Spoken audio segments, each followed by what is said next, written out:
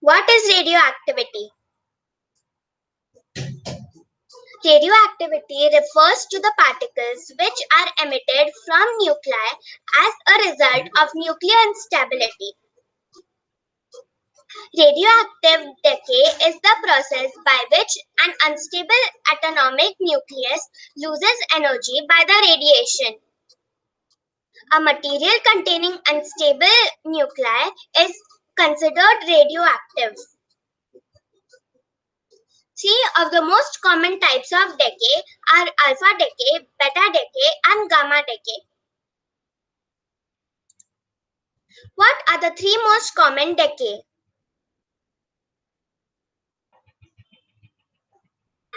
Alpha decay, beta decay, and gamma decay. Correct. Types of radioactivities. Alpha radioactivity. Composed of two protons and two neutrons, the alpha particle is a nucleus of the element helium. Because of its very large mass, more than 7,000 times the mass of the beta particle, and it's not charged, it has a very short range. It is not suitable for radiation therapy since its range is less than a tenth of a millimeter inside the body. Its main radiation hazard comes when it is ingested into the body. It has great destructive power within its short range. In contact with fast growing membranes and living cells, it is positioned for maximum damage. Alpha particle emission is modeled as a barrier penetration process. The alpha particle is the nucleus of the helium atom and is the nucleus of highest stability. Composed, composed of two protons and two neutrons, the alpha particle is the nucleus of the element dash.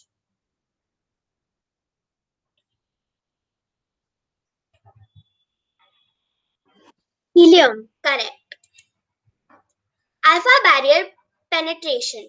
The energy of emitted alpha particles was a mystery to early investigators because it was evident that they did not have enough energy, according to the classical physics, to escape the nucleus. Once an approximate size of the nucleus was obtained by Rutherford scattering, one could calculate the height of the Coulomb barrier at the radius of the nucleus. It was evident that this energy was several times higher than the observed alpha particle energies. There was also an incredible range of half-lives for the alpha particle which could not be explained by anything in classic physics. Once an approximate size of the nucleus was obtained by dash scattering, one could calculate the height of Coulomb barrier at the radius of the nucleus. Rotary. No, the answer is Rutherford. Alpha, beta, and gamma. Historically, the products of radioactivity were called alpha, beta, and gamma when it was found that they could be analyzed into three distinct species by either a magnetic field or an electrical field. Historically, the products of radioactivity were called alpha, beta, and gamma when it was found that they could analyze into three distinct species by either a dash field or an dash field. Magnetic and electric. Correct. Alpha binding energy. The nuclear binding energy of the alpha particle is extremely high, 28.3 MeV.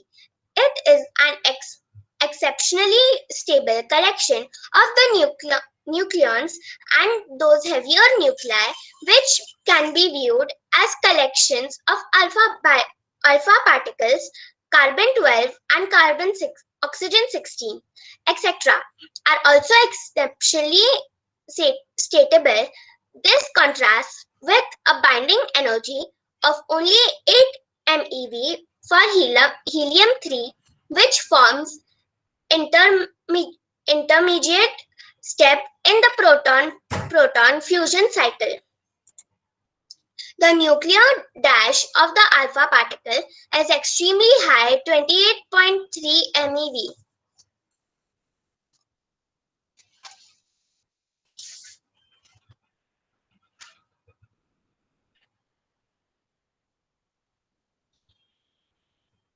The answer is binding energy.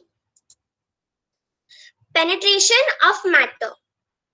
Though the most massive and most energetic of radioactive emissions, the alpha particle is the shortest in range because of its strong interaction with matter. The electromagnetic gamma ray is extremely penetrating, even penetrating considerable thickness of concentrate. The electron of beta radioactivity strongly interacts with matter and has a short range. The dash gamma ray is extremely penetrating, even penetrating considerable thickness of concentrate.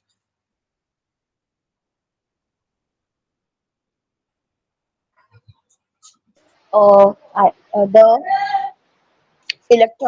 electromagnetic. Correct. I hope you all like my presentation. Thank you. Okay, well done, Sanika. Well done, Thank you, ma'am. Sanika.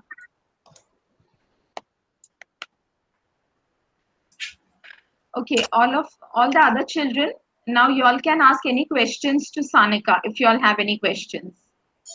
Sanika, please keep your video and microphone on, okay? Yes, ma'am. Just a second.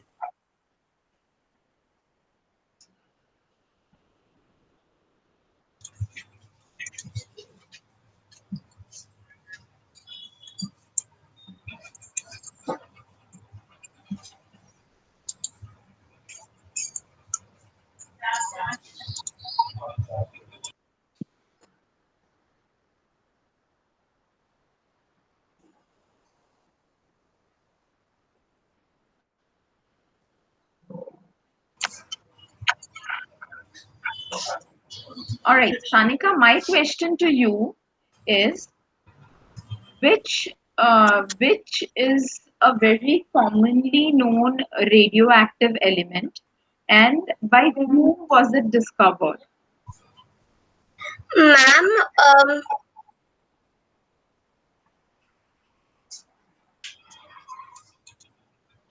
ma'am, Okay, name any few radioactive elements if you've heard of them. ma'am, alpha, beta, and gamma.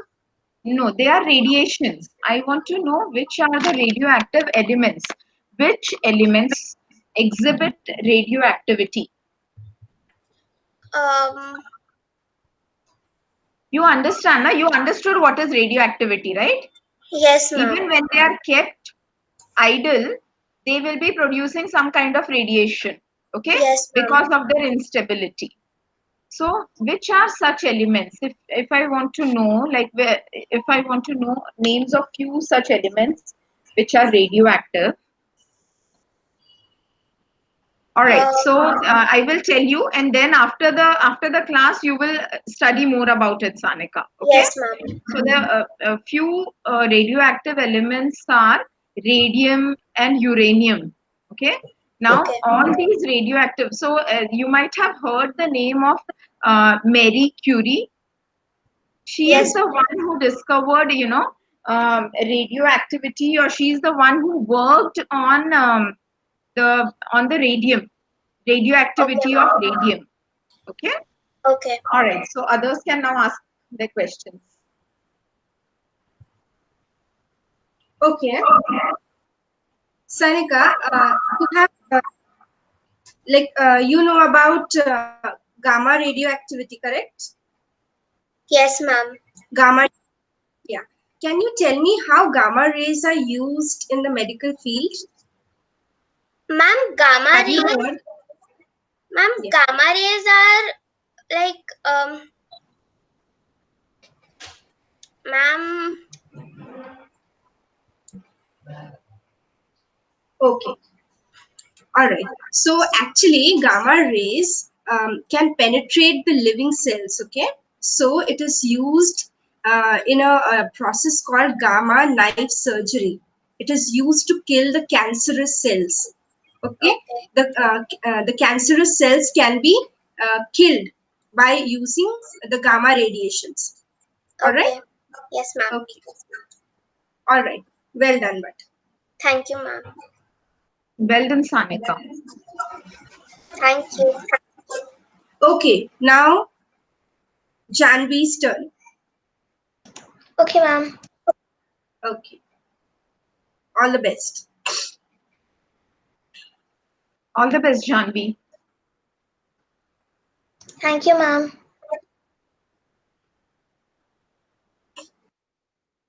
Ma'am, I have to keep my video on. Ma'am, Yes, Janvi, you have to keep your video on.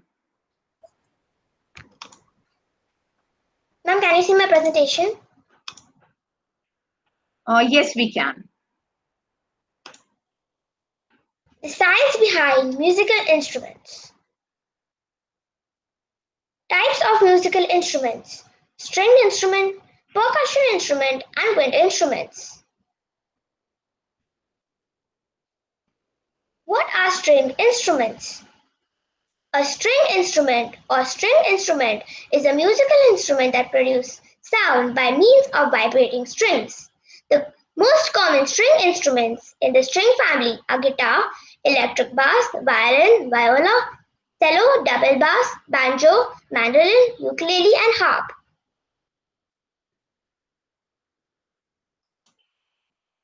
How do string instruments work? Now I'm going to make a string instrument before your very eyes. The rubber band will be our string.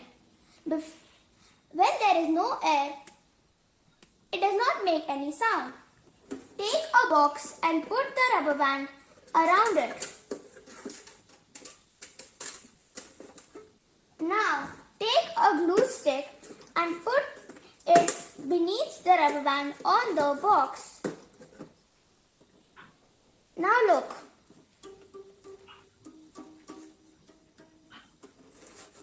When you move it to the side, because of the wavelength, the sound changes. Thank you. What are percussion instruments? Percussion instruments are instruments which are played by shaking or hitting. There are many kinds of percussion instruments. For example, xylophone, drum, tabla, etc. How does a percussion instrument work? Now we are going to make a model of a drum. Cut a balloon. Now stretch the balloon and put it over the cup.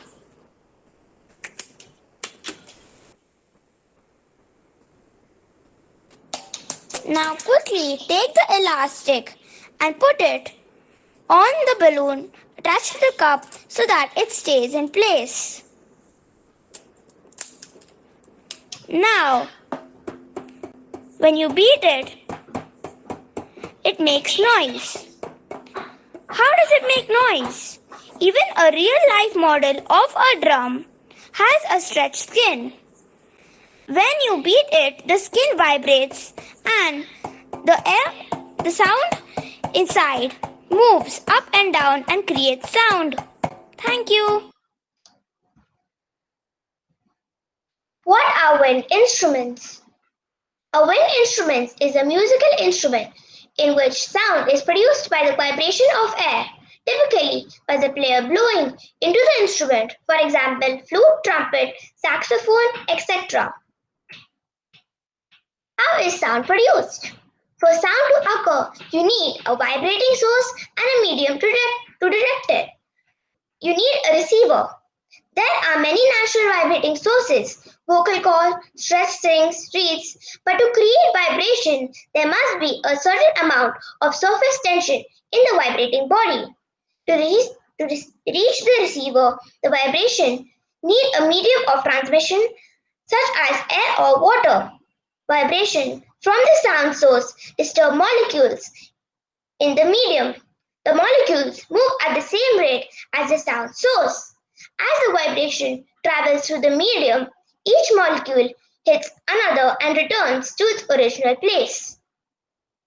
Question. For a sound to occur, you need a dash and a dash. And to detect it, you need a receiver.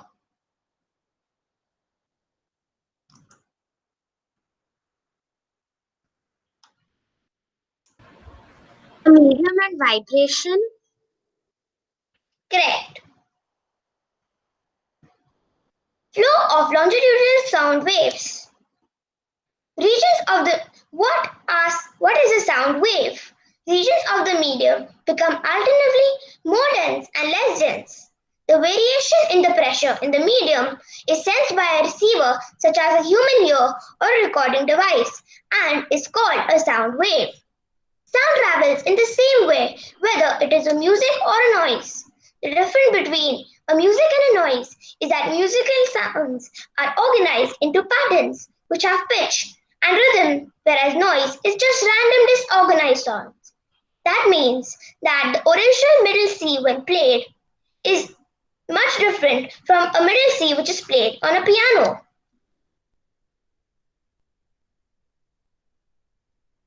Notes and antinodes. The points on a vibrating oscillating guitar strings are either nodes or antinodes. Nodes are points that don't oscillate.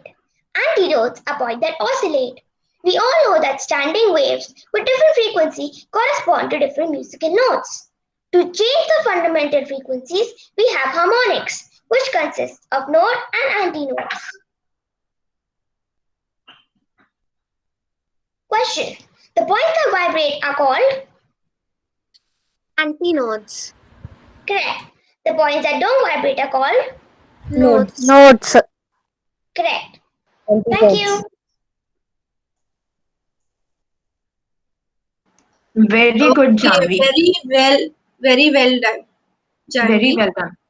Yeah. Janvi, Thank you, these ma'am. videos that you had put were all you shot those videos?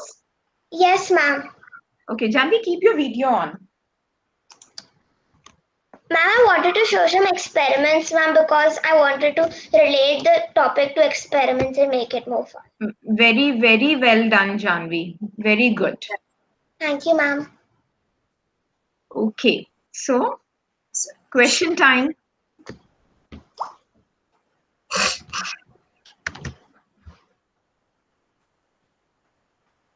Okay, Janvi, you mentioned while you demonstrated the string instrument using the box and the rubber band, you said that when the wavelength changes, the sound changes when you move the glue stick from the middle to the side of the box. Okay, so what do you understand by wavelength?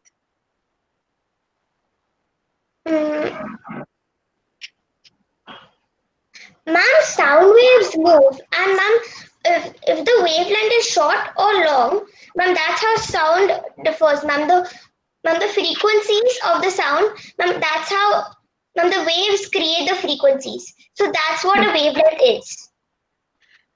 Okay. Now, you must have researched about you just spoke about frequencies. So depending upon the frequency of the sound wave, the sound also differs. The sound that we hear also differs. So, uh, like, can we hear all the frequencies, and what happens? Like, for example, if there is a sound of a lower frequency, and there is a sound of a higher frequency, what will be the difference like? Will the sound be more broad, or will it become very thin? How will it be? Like when you hear it, will it be a very narrow sound, or will it be a very broad, loud sound? How will it be when there is a change in frequency? Yeah, so when there's a single frequency and where the air is less, the frequency will be higher and you will hear the high pitched notes. And when the frequency is lower, the air is more, and so you will hear low pitched notes. There are also some frequencies which human ear cannot hear, such as the frequency is very high, and the frequency which bats can hear, human ear cannot hear the frequency. And Okay. those are like 2000 and so on in hertz. So In there's hertz. some hertz that human ear cannot hear. Okay. But then we always say that we measure sound by decibels, right? We measure sound by a unit called decibels. So what is the difference between the unit decibel and hertz? So is it the same thing or is it different? It's different because hertz is the SI unit of sound. What is the SI unit of sound? Hertz? Okay, hertz is the SI unit of frequency. Yes. Okay, and so decibel is the measure of loudness of a sound. Okay, and hertz is the measure of frequency of the sound. Frequency means how fast the waves travel and how loud they are. They are two different things. Okay, so two different units because they are two different parameters altogether. Okay, very well done once again, Janvi. Very well done with your presentation. Thank you, ma'am. Janvi, I have a question for you. Yes, ma'am. Yes, Janvi, can you tell me, like, music is produced by sound waves, right? So can you tell me how a sound wave is produced? A sound wave is produced when the sound wave vibrates. Okay. There are the waves which oscillate. So when we suppose string a string on the guitar, when pluck a string on a guitar, it vibrates, and the vibration creates sound because when that vibrates, even the musical instrument vibrates a bit. So that's how it creates sound. Okay. So does the propagation of sound require any medium or not? Or does it not require any medium? Mm,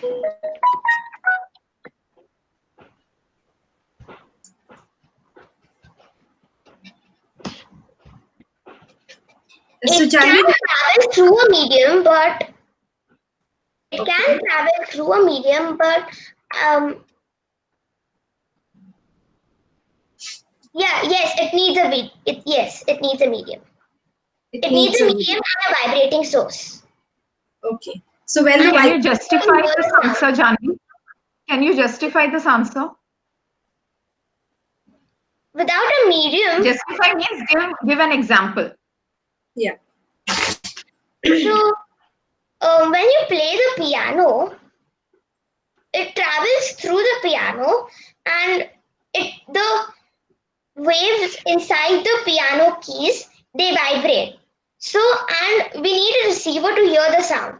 Otherwise, the sound it's produced, but we cannot hear it. Otherwise, Okay. Okay.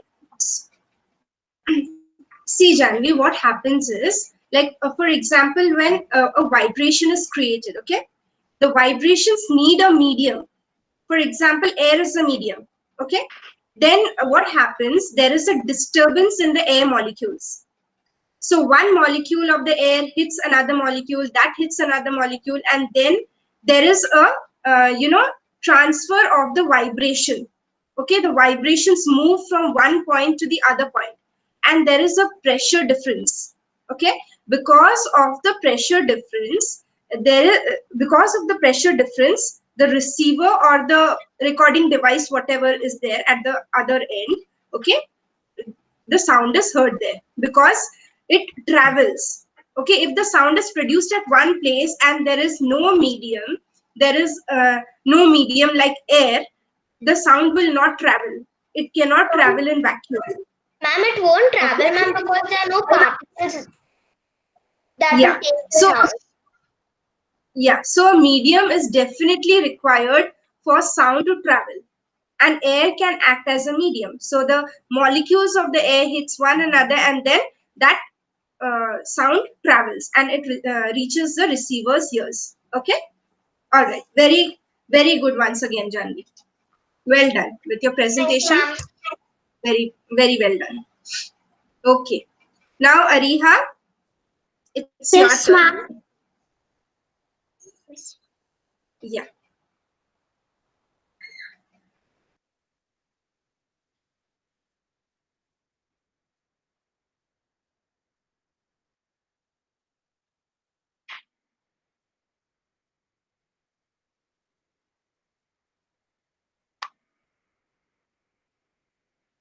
Good morning, everyone. Today I'm going to present my seminar on the topic protein synthesis.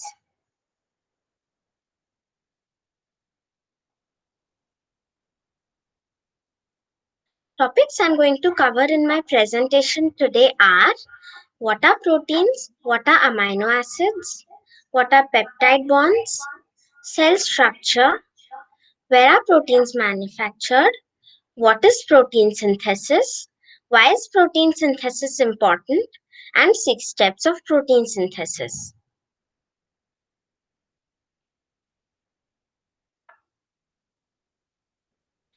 Introduction. What are proteins?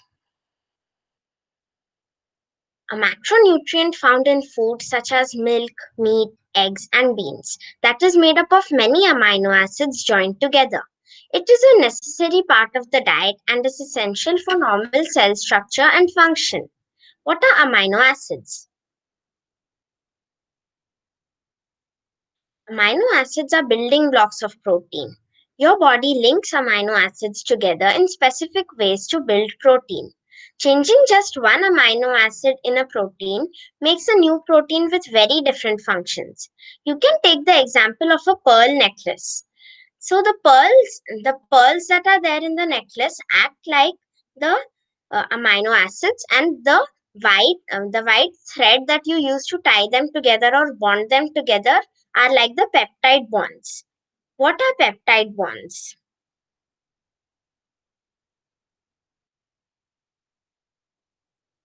A peptide bond is a special chemical bond that appears between two amino acids.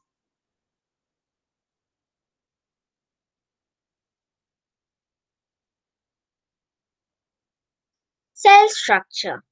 Now, before I move on to what is the cell structure of our body, I wanted to say that our body is made of many organs. Each organ has a specific task to perform.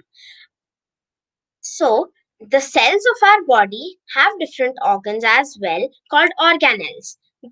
Each organelle of the cell has a different task to carry out. A few important organelles of our cell are nucleus. Nucleus is the head or the boss of the cell. It contains the genetic material or DNA. Cytoplasm, it is something like the floor where we keep all our furniture. It is where all the other organelles are placed. It is a watery filling of the cell with minerals dissolved in it. Ribosomes, these are protein factories with genetic information, where genetic information is decoded to make proteins. We can see here that this big blue ball is the nucleus. These white dots are the ribosome, and the yellow liquid on which all the other organelles are is the cytoplasm.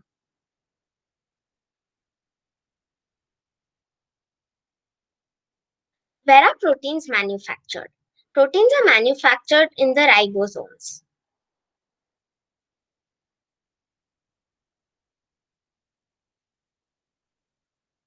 What is protein synthesis? Protein synthesis is a term that means making proteins. As we all know, synthesis means making something. So, protein synthesis means making proteins. The recipe for protein synthesis uses ingredients like mRNA, tRNA, and amino acids, as well as a special piece of equipment called a ribosome. In this image, we can see that the purple structure is the ribosome, and it is making the protein amino acid chains.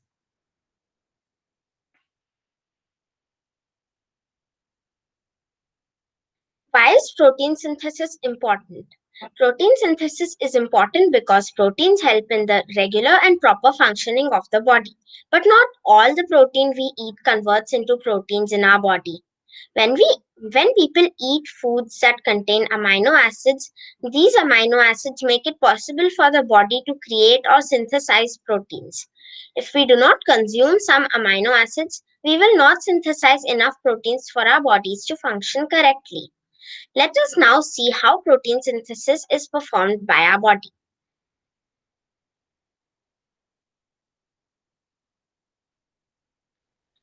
The first step of protein synthesis. As I told you in the cell structure slide, that the nucleus contains the genetic material or the DNA. Now, this DNA creates the mRNA in the nucleus of the cell. mRNA is something like a piece or a replica of the DNA.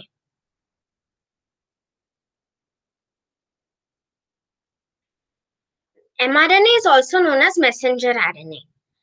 After the mRNA is created by the DNA, the mRNA leaves the nucleus and comes to the cytoplasm of the cell.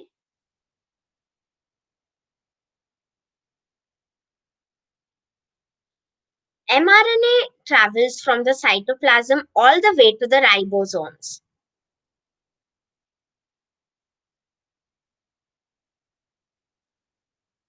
The tRNA or transfer RNA brings amino acids from the cytoplasm to the ribosomes. Now you all must be thinking how the amino acids come inside the cytoplasm. When we eat proteins in our diet, the proteins are converted into or digested into amino acids. It is something like the digestion of carbohydrates, which after we eat carbohydrates are converted into glucose. Now, this glucose has to be provided to every part of our body by the blood.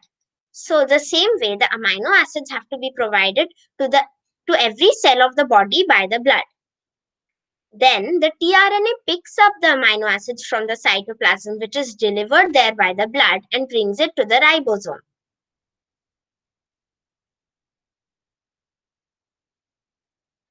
The tRNA drops the amino acid at the ribosome. We can see very clearly in this image that the tRNA is clicking onto the mRNA and leaving the amino acids there. Then it is going away.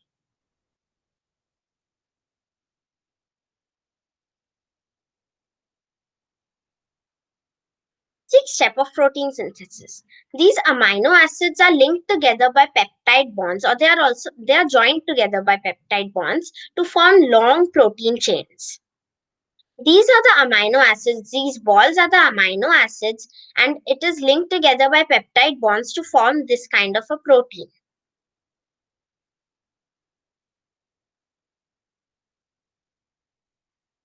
This is a summary of the steps of protein synthesis.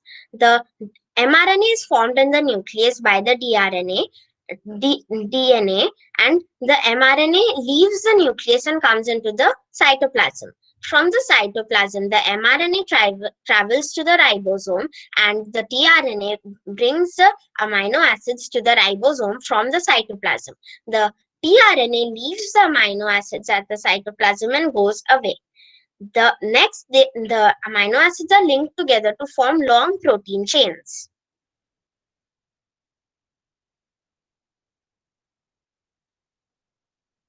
I want to show you all something.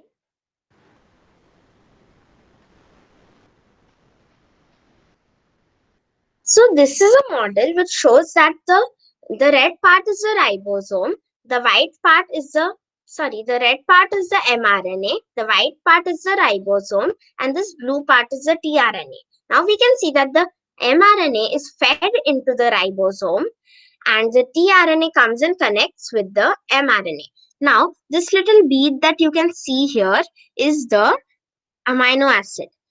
The tRNA leaves the amino acid at the ribosome and goes away. The ribosome then processes this amino acid to make long amino acid chains like this.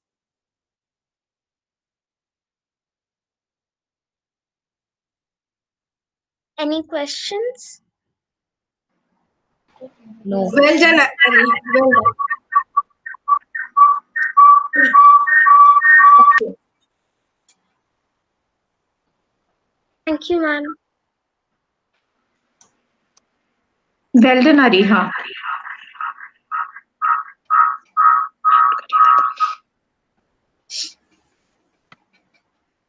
Ariha, Yes, ma'am. can you show that structure again that you made?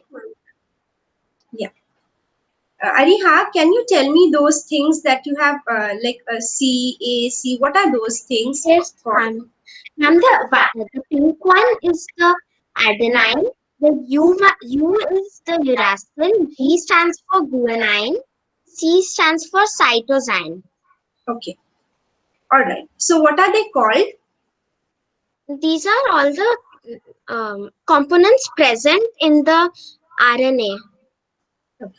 So they are the nitrogenous bases. Okay, they are the nitrogenous bases. So can you tell me which nitrogen base is not present in RNA, which is which is there in DNA but it is not present in RNA? Yes, ma'am. Ma'am, it is thymine. Okay, very good. So thymine is replaced by which nitrogenous base in RNA? It is replaced by uracil. Very good, Ariha. Okay, all right. Thank you, ma'am. Okay, my question to Ariha is that Ariha, you spoke about ribosomes creating the polypeptide chain, the protein chain. Okay, what I want to know is, and you also told that the amino acids are combined together to form this chain. Okay, now there are many types of proteins which are required by our body to carry out different tasks. Okay, so how does the ribosome decide that which protein it needs to make? You mentioned in your slide that the amino acid, even if we change one amino acid, the type of protein changes, right? You mentioned that. So I Yes. want to know that how does the ribosome decide which protein it needs to make, or how does it get the information on what kind of protein is required to be made? I think that depends on what kind of amino acid the tRNA brings with it. Mm, not exactly. So that is the message which the mRNA is bringing from the DNA. Okay, so the mRNA, which is also known as the messenger RNA, is carrying a message from the DNA to the ribosome that manufacture this type of protein. So that message is coming from the DNA through the messenger RNA. Okay. Yes. All right. Any other questions for Ariha?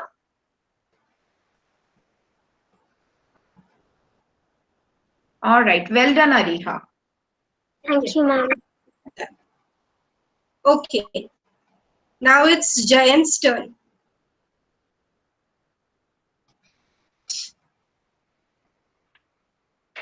Yes, ma'am. I'll present. Yeah. All the best, Jayant. All the best.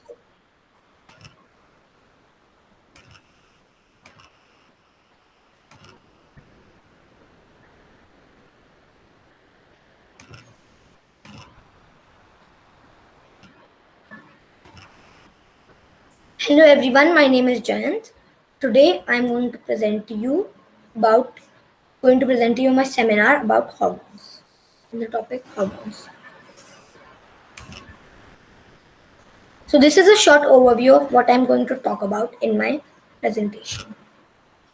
I'm going to talk about what are hormones, what are endocrine glands, functions of a few hormones, and a few diseases caused due to hormonal imbalance in our body. What are hormones? A hormone is a chemical that is secreted by by an endocrine gland. What is an endocrine gland? An endocrine gland is something that the endocrine system is made of. The glands each release different types of hormones that carry different types of messages. The adrenal gland would be an example of an endocrine gland. What the adrenal gland does is when if you are adrenal gland, one of the hormones released by the adrenal gland is the adrenaline hormone. You may have felt the effects of the adrenaline hormone when you're presenting in front of you're asked to present in front of a large audience. Well, in that case, your heart starts beating faster and your breathing becomes faster and you feel very anxious. These are all the endocrine glands in our body. The pituitary gland is also known as the master gland because it receives orders from the brain directly from the brain and gives orders to other glands for releasing hormones. These are all the glands and their location in our body.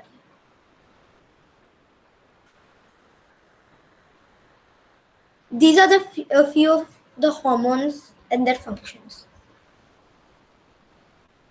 During an emergency, the hypothalamus immediately informs the adrenal gland that there is an emergency, which informs the ANS, autonomic nervous system.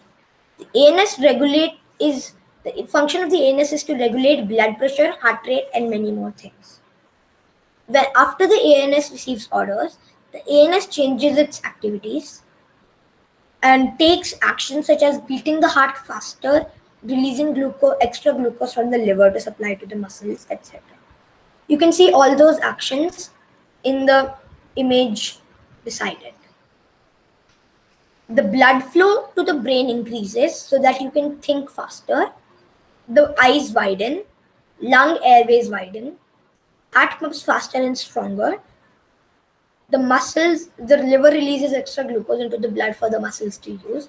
The skin sweats to keep the body cool while it works extra hard, and nerve signals for pain are blocked from traveling to the brain. This is known as flight or fight response. This response is known as flight or fight response. Now I'm going to talk about hormonal imbalances.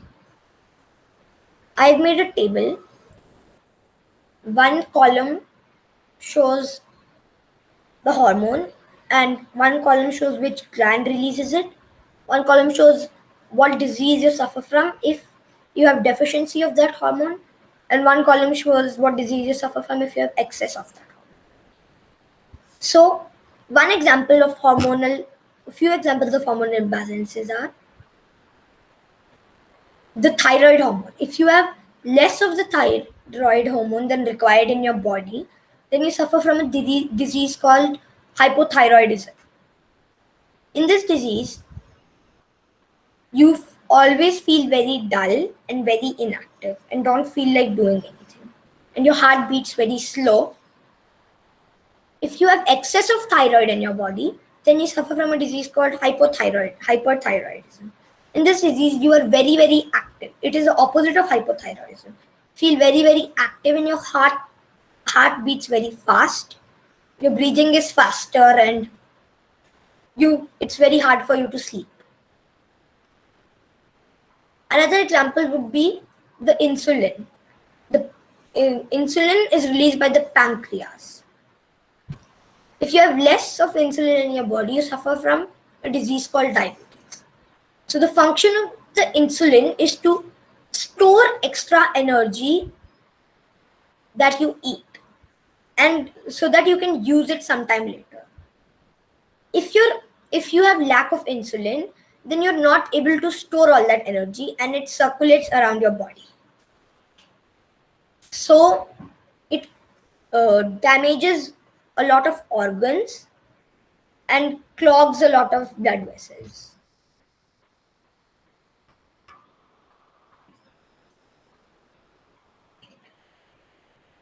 Another hormone is the growth hormone. If you have less of the growth hormone in your body, you suffer from a disease called dwarfism. In this disease, the people who have this disease their body stops growing from a very young age. They grow till only 2 to 3 feet or even less. If you have excess of growth hormone, you suffer from gigantism. You may have seen that there are for example, Kersad Sultan. He is the world's tallest person, human. These people just can't stop growing. They keep growing and growing, and they never stop growing. They can grow up to 7 or 8 feet. Thank you. Well done, Jayant. Jayant. Well done. All right, Jayant. A lot of medical information to process at one time. Okay. Jayant, now tell me that you said that some diseases are caused due to the hormonal imbalance. Okay. If there is a deficiency or if there is excess of it in our body. Okay. Now, you also mentioned that there's this hormone called growth hormones, which regulates the growth of your body. Okay. And you also said that the deficiency leads to dwarfism and the excess of it leads to gigantic growth. So why can we consider that as a disease? I mean, it's a structure, right? It's a build. How does it affect a person medically? I mean, is there a disorder? Can they do something to correct it? Or, can they live with it like a normal human being? Will we term it as a disease? Yeah, so if someone has gigantism, their bones are very weak. Their bones are weakened. Okay. And their skin is very stretched because they're very tall. The skin is very stretched. Okay. You're sure about that? Yes. Okay. All right. And like you mentioned about the pancreas, which secretes insulin. Okay. Now, people who have diabetes, they have, they take supplements. They take insulin supplements. Okay. Yes. So, are there similar supplements available for other hormones in our body? There is also growth hormone replacement for people who have dwarfism. Okay. And we know that people grow in height only till a certain age, say about 16 years or so. Okay. So, taking this hormonal supplement anytime during the life, will it give results? I didn't understand your question. My question is that a normal human being grows in height only up to the age of 16 to 17 years. After that, the height growth stops. Okay. Now, people who suffer from dwarfism due to imbalance of the growth hormone, you said that there is a supplement which they can take. Yes. Okay. Now, will the supplement work for them if they take it any time in their life, or will it work only till that age where the height can grow? It works only till the growth years. Only during only during the growth years. Okay. Okay. Now tell me, Jayant, which is the master endocrine gland which controls all the other glands in our body? The pituitary. The pituitary gland. Okay. Very good, Jayant. Any other questions? My question for you is, have you heard about insulin resistance? No. No. Do you know anything? What is insulin? Which gland produces insulin? Pancreas. Okay. So pancreas produces the insulin, and our body needs insulin. For what does it need insulin? It needs insulin to store all the excess energy that we get from eating. Okay. It needs insulin to control the sugar level in the blood. Okay. Yes. Because if the sugar level rises, which disease can occur if the sugar level in the blood rises? Diabetes. Okay, so insulin resistance is like our body does not respond normally to the our body does not cannot collect the glucose from the blood normally. Okay, so then what happens, the pancreas has to release more and more insulin, and because of that, there is a there like the blood sugar level is not proper. Okay, so that can also lead to another type of diabetes. There are different kinds of diabetes, so that will also lead to diabetes when there is no control of the blood sugar level. The blood sugar level rises up. Okay, and then also we can get diabetes. Okay, well done. Thank you. Okay, now it's Ved's turn. Yes, ma'am. Ma'am, I don't have time because there is a school class in 5 minutes. So I've just studied about it a bit. So I'm going to present it, ma'am. Okay, all the best.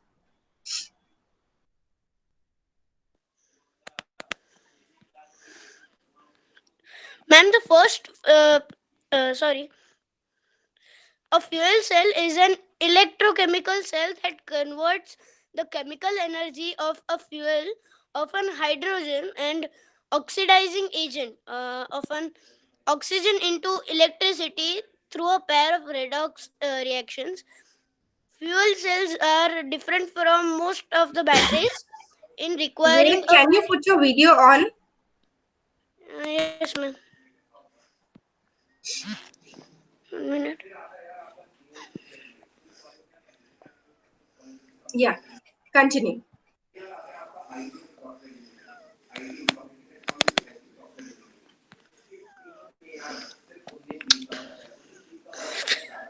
And whereas in a battery, the chemical energy usually comes from metals and their ions or oxides that are commonly already present in the battery, except in flow batteries. Fuel cells can produce electricity continuously for as long as fuel and oxygen are supplied. The first fuel cells were invented by uh, William Groove in 1838. The first commercial use of fuel cells came from more than a century later, following the invention of hydrogen oxygen fuel cell by Francis Thomas Bacon in 1932. The alkaline fuel cell, also known as Bacon fuel cell, after its inventor, has been used in NASA space programs since the mid 1960s to generate power for satellites and space capsules.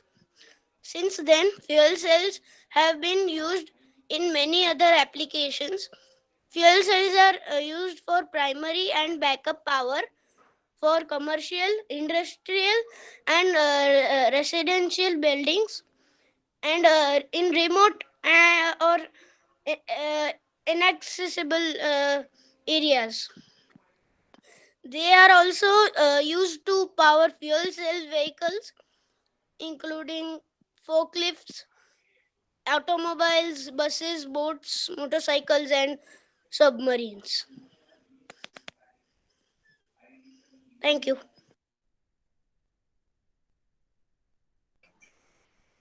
Okay. So Ved, tell me what are the advantages of using fuel cells? why should we prefer fuel cells and the other cells? Like what are the advantages of using them? Ma'am, they produce electricity for us, and electricity is used largely in many areas, almost in all the areas of the earth. Okay, but we can produce electricity from water. We can produce it from any kind of source. Why we will go for fuel cells then?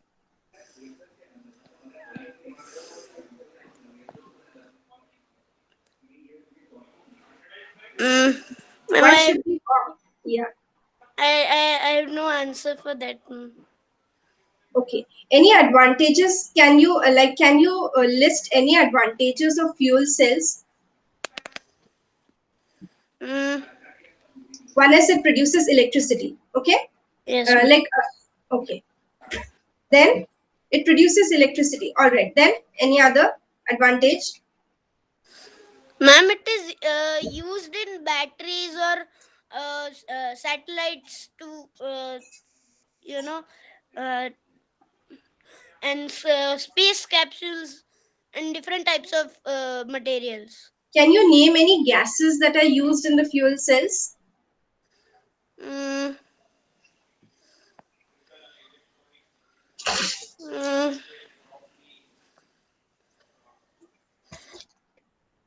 I think hydrogen. Yes. Hydrogen and oxygen are used in fuel cells. Okay, that's correct. And does it produce any kind of pollutants? You know what is pollutants, right? Yeah. Yeah. Mm, Mm, all right. So, Ved, one question from me. You yes, ma'am. mentioned that the fuel cells are used to generate electricity, generate energy. Okay.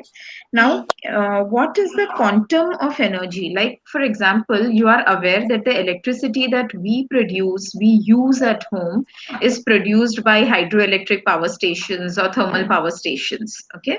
So, do we use fuel cells also in that big quantity to provide or generate electricity, or they are used in smaller scales? Ma'am, smaller scales than other, like you said that hydroelectrical uh, producers, and compared to them, it is used in lesser quantity. Okay. And which country is the, kind of leader, or, the leading country which is using fuel cells for the majority of usage? Ma'am, my guess is America, because NASA is there, and NASA produces many satellites and batteries. They need many batteries, and they use electricity in large quantity. You mentioned that there are no pollutants which are caused when we use fuel cell. So, will you term fuel cells as renewable energy or non-renewable energy source? Hmm? You know what are renewable resources of energy? What are non-renewable resources of energy? No, ma'am, I have not studied that in You my have not studied that. project. All right. Okay. So the country which has a vast potential of using fuel cells is Norway. Okay. It's not USA. It's Norway. All right. Thank you, Ved. Thank you for your presentation. Yeah. Okay. Now, who's ready? Who else are ready for the seminar? Ma'am. Okay, Parv. Ma'am. Okay. First, we'll go with Parv and then Aarti. Okay. Parv, you will be presenting your screen. Yes, ma'am. Okay, Parv. All the best. All the best, bud. Thank you, ma'am.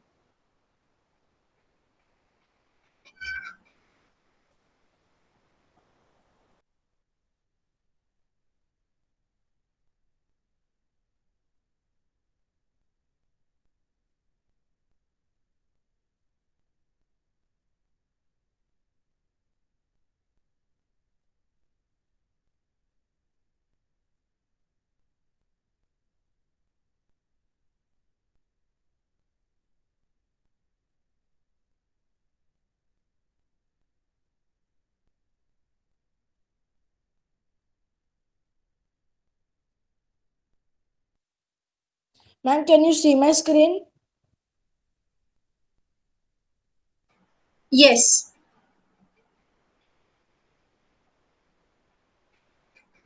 Yeah, we can see it. Ma'am, today I will present how to burn fire without matchbox or lighter. Ma'am, how can we burn fire by battery and by silver paper?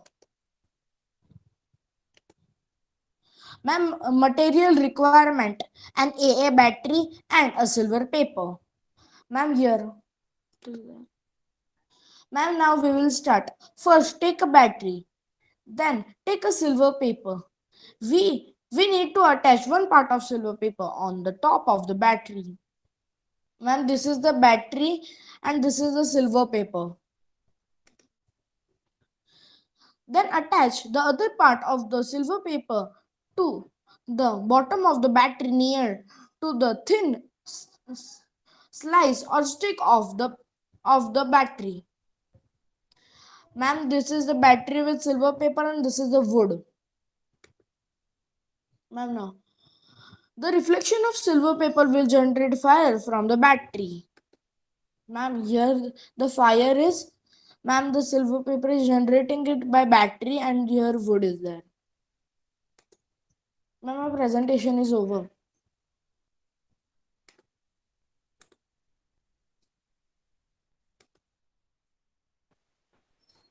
Okay, Parv. Okay. Thank you, ma'am. Parv, are you demonstrating an activity?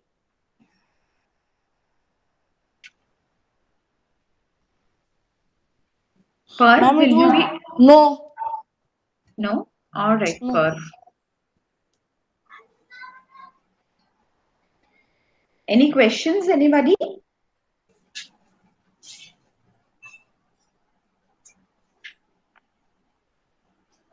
Okay, I think we can move to Aarti.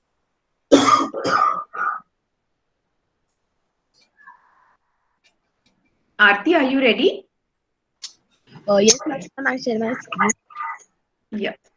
All the best. All the best, Aarti.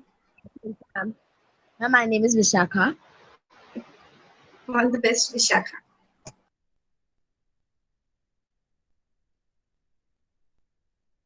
Ma'am, can you see my screen? Yeah. Yes, ma'am. Ma'am, my presentation is on. I am Vishakha. I have present a technology app on Arogya Setu, which is based on Corona. Its introduction. Arogya Setu, the bridge for liberation from disease, is an Indian open source COVID-19 contact tracing, symptomatic mapping, and self-assessment digital service, and primarily a mobile app developed by the National Informatics Center under the Ministry of Electronics and Information Technology. The app reached more than 100 million installs in 40 days on 26 May amid growing privacy and security concerns. The source code of the app was made public. Overview: the state purpose of this app is to spread awareness of COVID-19 and to connect essential COVID-19 related health services to the people of India. It is a tracking app which uses the smartphone's GPS and Bluetooth features to track the coronavirus infection. The app is available for Android and iOS mobile operating systems. With Bluetooth, it tries to determine the risk if one has been near within 6 feet of a cases COVID-19 infected person by scanning through a database of known causes across India using location information. It determines whether the location one is in belongs to one of the infected areas based on the data available. This app is an update version of an earlier app called Corona Kavach, now discontinued, which was released earlier by the Government of India. Features and tools. Arogya Setu has four sections. First one, user status tells the risk of getting COVID-19 for the user. Self-assess helps the users identify COVID-19 symptoms and their risk profile. COVID-19 updates gives updates on local and national COVID-19 cases. ePass introduction. If applied for ePass, it will be available. See recent contents context option allows the user to assess the risk level of their Bluetooth contacts. It tells how many COVID-19 positive cases are likely in a radius of 500 meter and 1 kilometer, 2 kilometer, 5 kilometer and 110 kilometer from the user. The app is built on a platform that can provide an application programming interface API so that other computer programs, mobile applications, and web services can make use of the features and data available in Arogya Setu. Thank you. Good piece of information, Aarti. Yeah. Good. So, Aarti, Good, my Vishakha. question to you. Yeah, Vishakha, sorry. My question to you, Vishakha. Can you turn your video on, please? Yes, ma'am. Yeah, Vishakha. So, my question to you is see, there are certain disadvantages of this app. Okay. What are those disadvantages which you can think of from a common user? I mean, not from the app as such, but there are certain limitations. What are those limitations?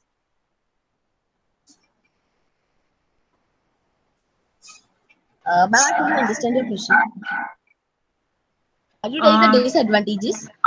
yeah, okay, you tell me what are the disadvantages if you know.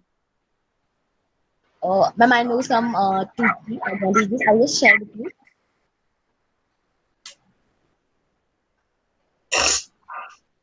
While you're talking, you can keep your video on so we know.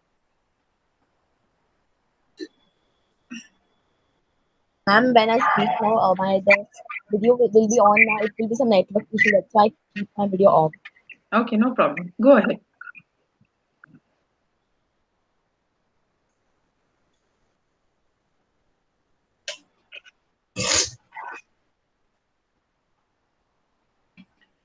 Ma'am, the disadvantage of that first one, the Arogya system is good also, but it's some bad advantages also are there. First one, it I does can't not hear you more. clearly, Aarti. Aarti, your voice is not clearly audible. Yes, ma'am, I just leave the meeting and again join.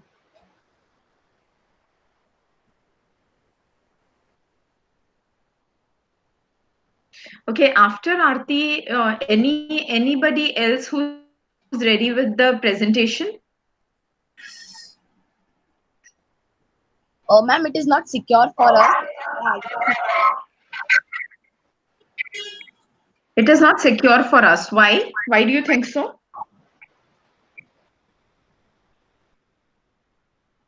Ma'am, because the data is visible to everyone.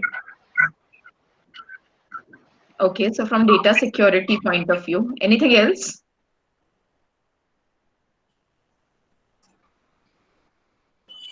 Have you ever used Arogya Setu app on your phone or your parents' phone? Yes, ma'am, yes, ma'am, we use that app. So Ma'am, I when have you seen it, but I haven't used it. you haven't used it, okay. So Aarti, uh, Huh? when you want to view your status or the status of your area in the Arogya Setu app, what do you do on your phone? Ma'am, first we will enter in it. First he will take a corona test. He will ask some questions like first he will tell where do you travel from for 30, Your 15 travel days, yeah, history. Hmm.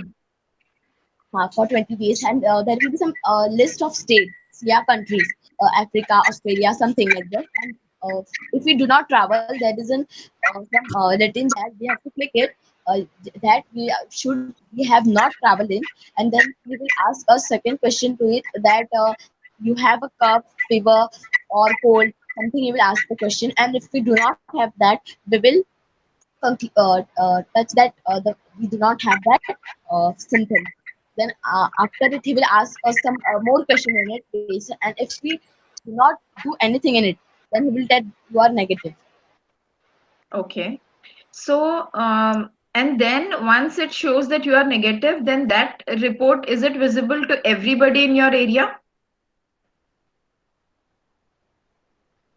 No, ma'am, it only shows us that you are negative, not our reports. Ma'am, can I ask her a question? Yeah, please, Janvi. Um, um, like on the Arogya Setu app, we can detect if a person has COVID-19 positive or negative. So, is it a confirmed thing that it might have, because the real one requires all the medical things, right?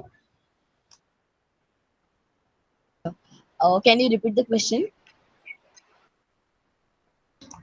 So Arogya Setu app decides if the thing, if a person is negative or positive in COVID-19. So the real tests require all the instruments, the medical instruments and all.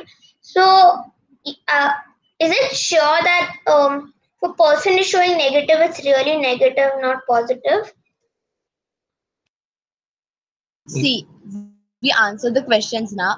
One answer if we produce, then he will tell us positive, and if we have do not anything do in it, then he will show us a negative only. I think to elaborate or to answer Janvi's question, Janvi, basically the app will, show you result depending upon the symptoms that you will feed into it. Okay, that is not a medical report. Okay, say for example, you do not have any symptoms, then the app will say that you are negative. But there are chances that many people are getting asymptomatic, they are becoming still positive. They don't have any symptoms, but still after testing they become positive. Okay, so this is not a medical report. Okay, so whatever you are entering, no one else is checking you. So you are entering, you whatever you enter, that is according to that the software will program and tell you whether you are positive or negative. But that's not a report to rely on. Okay, now the question that I had asked Aarti, see Aarti, what happens is, say for example, in your locality there are many COVID cases. So typically in the layman language we say that it is a containment zone, it is a red zone and all of that. Okay, but many times what happens is, if the people in your area, okay, if they do not have Arogya Setu app, then you won't come to know what is the status. Okay, if they have Arogya Setu app and if they are positive, but if they are not sharing this data publicly, for example, they have fed into the Arogya Setu app that they are positive, but if they do not keep their Bluetooth on, so this works with the Bluetooth media. So if they do not keep it on, so then nobody comes to know. They are positive, they know it, this app for them, they know it, but the others will not come to know whether anybody is positive in that area or not. And another another limitation that I could think of is, because it is an app which will work on the smartphone, not everybody in India, I mean, our population is about how much, 160, 170 crores. So not everybody has a smartphone. What do you think about this?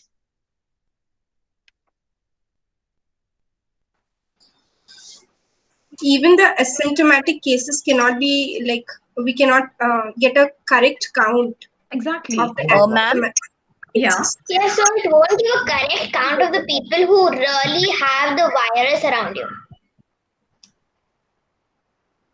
It's not that accurate, right? No, it is not. ma'am, if they know that they have some symptoms of fever or cold, then they will do medical checkup. Yeah.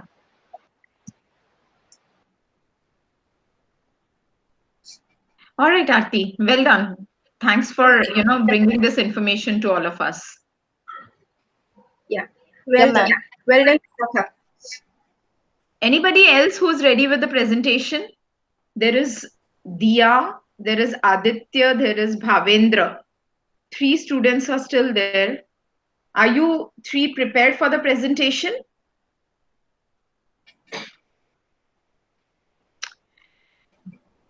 All right. So, Nicola ma'am, let's call this the end of today's session. Yeah. Okay. Okay. All right. So, well done, whoever has presented. Well done with your seminar.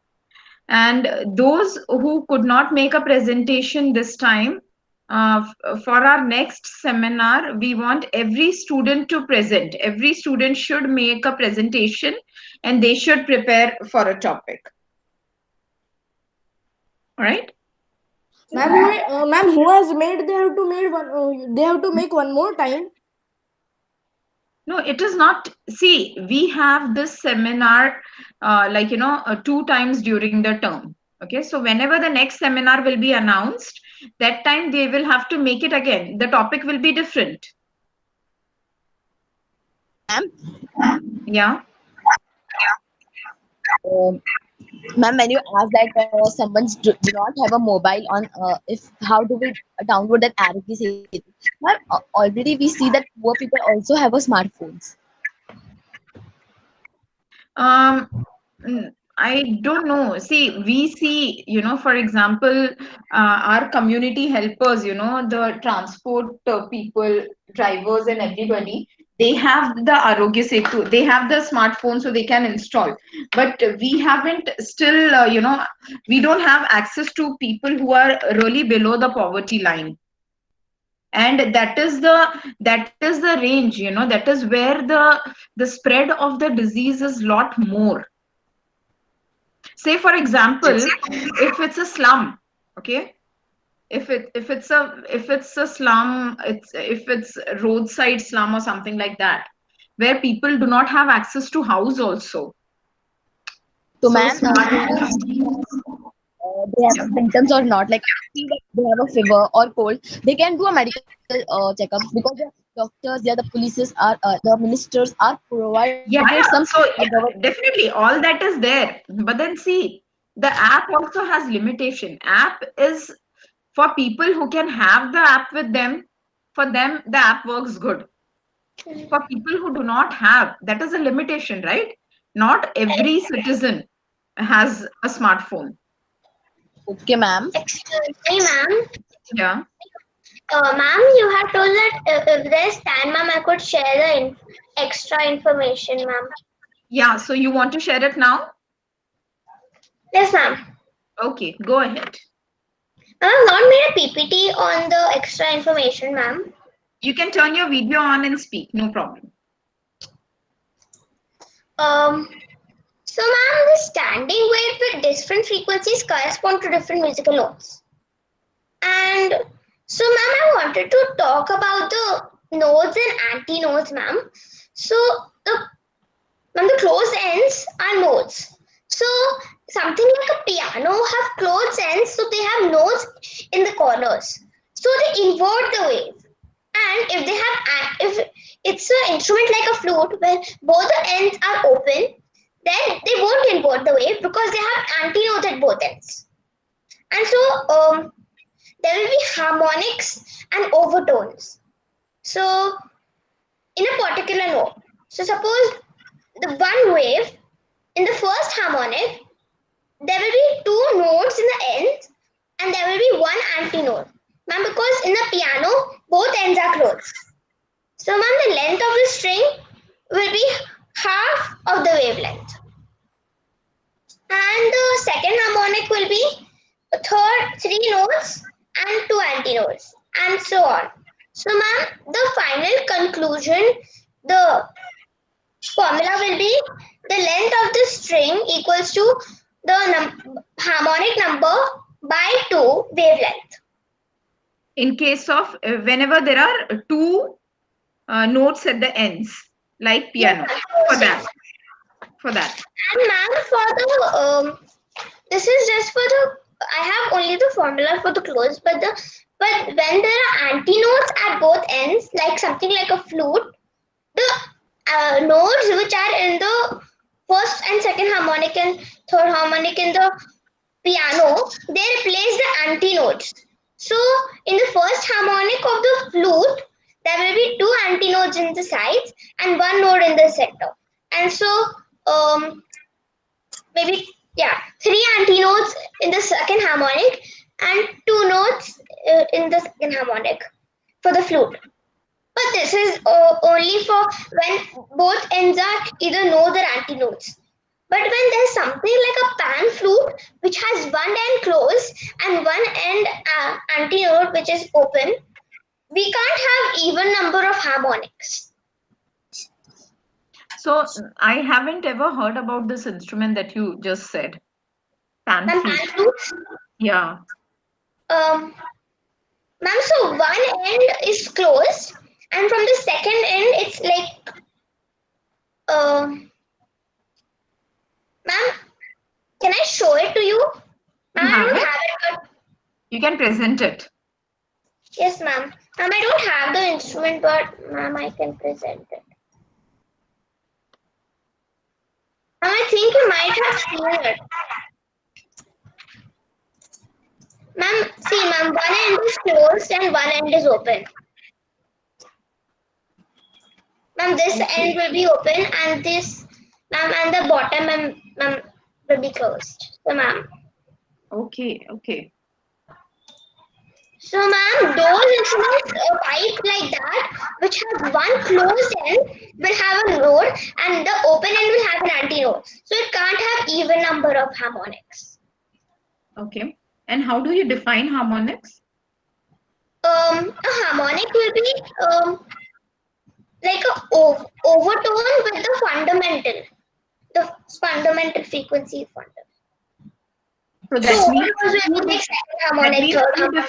different frequencies overriding on each other. Yes.